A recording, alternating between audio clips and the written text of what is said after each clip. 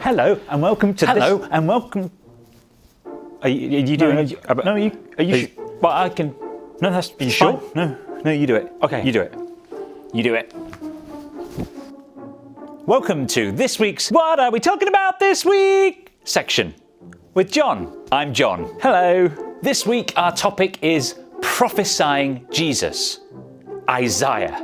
And we're looking at the story of Isaiah, who was one of the Old Testament prophets.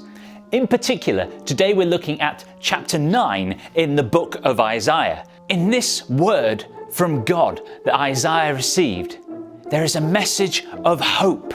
Now, Isaiah lived at a very difficult time for the Israelite people. They hadn't really been following God's laws. A lot of them had turned their back on God, and God gave a message to the people through Isaiah, telling them and warning them of some of the bad things that were going to happen. Isaiah was shown that although really horrible things were going to happen to the people of Israel and to himself, that there was hope coming in the form of a baby. So how do we look at hope? How do we understand what hope looks like and what hope feels like? Actually, Isaiah gives us an amazing picture of what hope looks like. Isaiah chapter 9 starts by talking about light and darkness. The people walking in darkness have seen a great light. On those living in a land of deep darkness, a light has dawned. In difficult times, we always think about it being dark and horrible and oppressive. We all know how difficult this last year has been for everyone, but we look at light as a hope in the darkness. For example, if I turn out the lights, everything's suddenly very dark and I can't see my way around.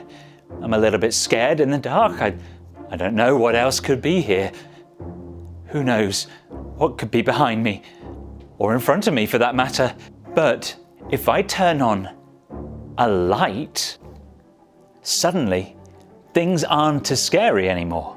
Just a little bit of light.